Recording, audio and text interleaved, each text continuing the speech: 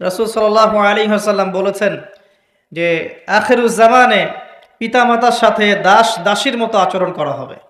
সম্পত্তির জন্যে সন্তান মাকে হত্যা করবে, পিতাকে হত্যা করবে। সম্পত্তির জন্যে ভাই ভাইকে হত্যা করবে, প্রতিবেশীকে হত্যা করবে।